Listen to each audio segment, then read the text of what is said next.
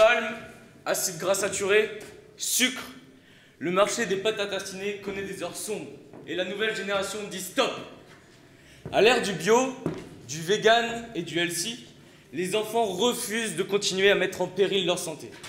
Depuis quelques semaines, le mouvement de grève des gilets marrons se multiplie pour dénoncer le travers des milieux de la pâte à tartiner. Enquête d'enquête est allée à la rencontre de cette nouvelle génération qui en a marre. Un reportage signé Johnny Production. À vous, Cyril Hanoutchich.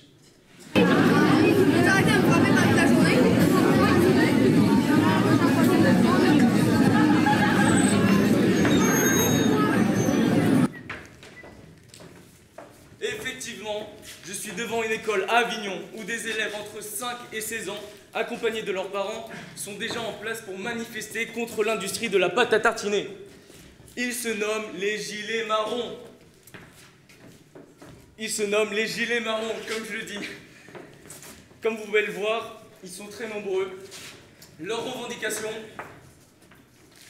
Ras la tartine! Un ras la tartine de se faire empoisonner par leur pâte à tartiner préférée. On en a ras la tartine! Bonjour monsieur, pourquoi manifestez-vous aujourd'hui? Bonjour, je m'appelle Pralalin, je suis parent d'élève et j'accompagne ma fille aujourd'hui. Je veux la laisser s'exprimer en public et arrêter d'entendre ses revendications en longueur de journée à la maison, je n'en peux plus. D'accord, donc si je comprends bien, vous n'êtes pas ici pour dénoncer l'industrie de la pâte à tartiner ou de défendre la cause du manger sain. Non, absolument pas, vous voyez. Je suis là pour accompagner ma fille et la soutenir dans cette cause, mais je me sens pas concerné. Ah bon? Oui, j'ai toujours mangé de la pâte à tartiner, mais je n'ai jamais eu aucun souci. Et c'est vrai que si ma fille me demande d'en acheter une autre qui soit meilleure pour sa santé, bah je le ferai, parce que c'est ma petite princesse. D'accord, merci, je vois le genre. Et toi ma petite, comment t'appelles-tu et pourquoi tu es ici? Déjà, je suis pas ta petite, ok? J'ai 10 ans et je m'appelle Églantine. Si je suis là aujourd'hui, c'est avant tout pour ma carrière, car vous avez devant vous la future reine de beauté.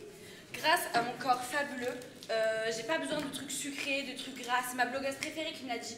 Et c'est pas avec la pâte à tartiner que papa m'achète et que je mange tous les jours que je vais y arriver. Waouh, waouh, waouh, mais quelle personnalité pour son âge, vous ne trouvez pas? Comme vous pouvez le voir, il y a des revendications fortes ici. Allons interroger ces personnes-là qui ont l'air plus concernées par le sujet. Bonjour madame. Bonjour. Pourquoi manifestez-vous aujourd'hui? Bonjour, je suis allemande, la maman d'Esteban. Je suis la présidente des parents d'élèves et la porte-parole de ce mouvement ici, à Avignon. Ma chère, c'est extraordinaire. Ravi de vous avoir au micro d'enquête d'enquête. Merci. Alors madame Mande, pourquoi avez-vous lancé ce mouvement et dans quel but? Merci Patrick. Vous voyez mon fils est tout ce qu'un enfant ne devrait pas consommer. Malgré les repas équilibrés qu'on lui prépare, il continue à manger et à finir les assiettes de ses camarades. Il est temps de changer les manières de consommation dès le plus jeune âge. C'est pourquoi j'ai lancé ce mouvement ici à Avignon. Waouh, j'entends vos revendications. Voilà. Et alors toi, mon petit Esteban, que penses-tu de ce mouvement qu'a créé ta maman? Déjà, moi j'avais finir mon goûter si je suis interrogé. Est-ce que j'ai le droit? Oui, oui, pardon, vas-y mon petit. Bon, ça va mieux. Moi, ce que je pense, c'est que ma maman pensait être révolutionnaire avec sa manifestation. Mais bon, moi, un produit qui soit bon oui, pour la santé, ben, je le mange. Du coup, bah, je mange tout. Bah ouais, vraiment tout, ouais. Et même un produit moisi, bah, je suis capable de le manger, quoi. Vous voyez, je vous l'avais dit. Effectivement. Mais bon, après moi, si ma maman achète un produit qui est meilleur pour la santé, qui répond à sa manifestation, bon, qui n'est pas encore prêt d'arriver, je pense, bah, moi, je serai le premier à le goûter, hein. Vu que je suis gourmand, bah... C'est vrai que tu m'as l'air plutôt gourmand. T'as de bonnes joues en plus. Touche pas à mes joues, Hanoutchich. Oh, pardon Esteban, je me suis emporté. Comme vous pouvez le voir, merci d'avoir vos interventions. Allons interroger maintenant cette dame là-bas qui m'a l'air un peu en retrait à cette manifestation. S'il vous plaît, madame. Oui. Bonjour, Cyril Hanoutchich pour Enquête d'enquête. Pourquoi vous êtes ici aujourd'hui? Alors, sachez que je m'appelle Monica Kao. Je ne suis pas là, ici, aujourd'hui pour manifester. Je suis là pour écouter le mécontentement et les revendications de ces enfants et de leurs parents. Et justement, ça m'intéresse parce que j'ai créé une nouvelle pâte à tartiner qui pourrait répondre justement à l'ensemble de leurs revendications. Épatant. C'est exactement ça. Et donc, est-ce qu'on peut en savoir plus sur votre produit si révolutionnaire? Il s'agit d'une pâte à tartiner bio composée de seulement 6 ingrédients. Pourquoi 6? D'habitude, il y en a combien? Voilà, d'habitude il y en a beaucoup plus, la liste est longue. Ici, nous avons des amandes, du pois chiche, du chocolat noir fondu, de l'huile de colza, du caramel brun et de la vanille.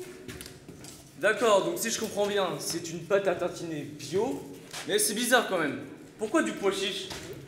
Nous avons utilisé des pois chiches afin de remplacer les traditionnelles noisettes qu'on peut retrouver dans les autres pâtes à tartiner. Ceci afin de réduire le taux de graisse présent dans le produit. Et également, ça va être un effort... ça va permettre aux enfants de pouvoir être rassasiés durant la matinée et donc éviter leur fringale. D'accord, donc si je comprends bien, c'est bio, il y a du pois chiche, mais en quoi ce produit est donc plus sain? Ce produit est plus sain parce que c'est un produit 100% naturel, biologique, vegan, fabriqué localement, sans additifs, sans colorants, sans conservateurs, riche en fibres et source de protéines. Mais il fait que manger celui-ci là. Bah ouais, logique. Mais votre pâte à tartiner, elle est aussi 100% sans goût et 100% sans gourmandise? Ne t'en fais pas. Notre pâte à tartiner, comment nous la faisons? Tout d'abord, nous mettons des pois chiches torréfiés, des amandes torréfiées, du chocolat noir fondu. À cela, nous ajoutons le caramel brun afin d'effectuer une sorte de pralin. Et voici ta gourmandise. Par la suite, nous ajoutons de l'huile de colza, une petite fleur jaune bonne pour la santé. Et pour finir, de la vanille pour le goût. Waouh, c'est une vraie recette de gourmand ça. Waouh, j'ai entendu du caramel. Sérieusement, ma blogueuse préférée, elle m'a dit que le caramel et le sucre, ça fait grossir quoi. Et j'ai pas envie. Ne t'en fais pas, notre pâte à tartiner contient 50% de sucre en moins comparé à celle que ton père pourrait acheter habituellement. Et pas toute cette pâte à tartiner. C'est exactement ça. Notre pâte à tartiner s'appelle les pâtants. C'est super tout ça, mais dites-moi, à quel prix? Tenez, j'ai mon business plan. Simplifié, je vous Super, le dis. merci. Et où allons-nous pouvoir retrouver votre pâte à tartiner? Dans un premier temps, vous pourrez nous retrouver dans les grandes surfaces du quart sud-est. Par la suite, nous souhaitons en N+3 nous référencer au niveau national. Et pour finir, évidemment, nous n'excluons pas les magasins bio spécialisés sous une autre marque. D'accord.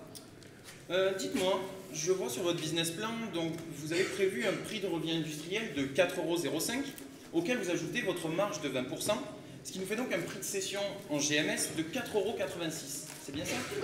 Très bien. À cela, forcément, vous allez ajouter la marge distributeur ainsi que la TVA de 5,5%, ce qui nous fera donc un prix de vente TTC de 7,69 €. C'est ça. Et sachez que suite à une étude consommateur, le prix psychologique maximal qui était à mettre était de 8 €. Donc 7,69 € est largement atteignable.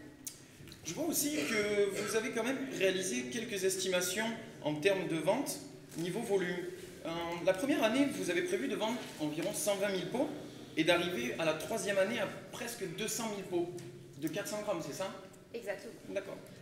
Du coup, c'est ce qui vous permet de réaliser les estimations en termes de chiffre d'affaires en première année à plus de 580 000 €, ce qui est tout de même pas mal, malgré que vous ne réalisiez pas de bénéfices. Mais c'est vrai que si on regarde la troisième année, on peut se rendre compte que vous atteignez un chiffre d'affaires de plus de 970 000 €. Et oui, car il faut être ambitieux lors d'un lancement. Vous parlez d'argent, c'est chiant, non? Bon, c'est très intéressant. Tu peux me laisser finir avec madame? Fais s'il te plaît vite, ok? Bon. Je disais, c'est donc cette dernière année qui vous permet de réaliser un bénéfice de plus de 50 000 €. C'est quand même très bien pour la viabilité et la productivité de votre entreprise. Je vois aussi en fin de business plan que vous avez rajouté quelques indicateurs. M'y connaissant un peu dans le sujet, vous parlez de l'excédent brut d'exploitation et on peut voir qu'il atteint plus de 80 000 € en troisième année, ainsi que la capacité d'autofinancement qui atteint plus de 60 000 €. C'est quand même un bon gage de viabilité et surtout c'est très intéressant pour les investisseurs. Exactement, ça les rassure. Et pour vous faire connaître, comment allez-vous faire? Pour la communication, nous savons tous qu'elle est essentielle. Donc dans un premier temps, la communication distributeur, c'est-à-dire par le biais de PLV ou bien d'une plaquette commerciale, mais également d'une newsletter et du site internet.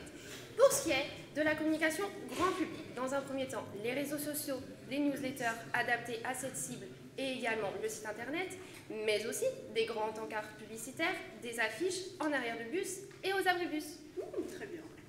Réseaux sociaux, super! Ma blogueuse, elle pourrait le faire, elle est hyper connue, elle a des millions d'abonnés. Si elle dit d'acheter un truc, moi je l'achète, mes copines pareil, mon papa pareil. Et si vous cherchez un modèle, regardez-moi. Tout ça c'est bien beau, mais qu'est-ce que vous faites pour l'environnement?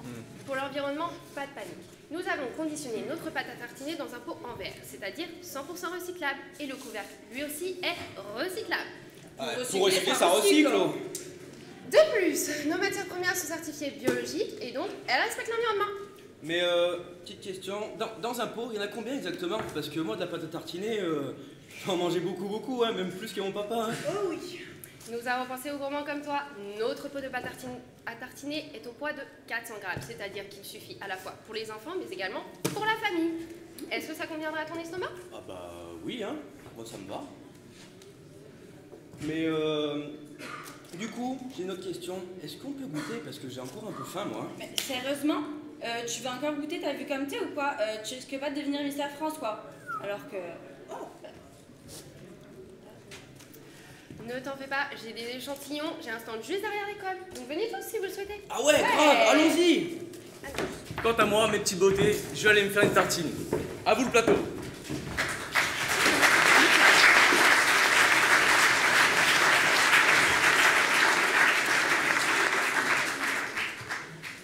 Waouh. Mais quel chanceux ce Cyril Hanoutchich de pouvoir goûter à cette pâte à tartiner.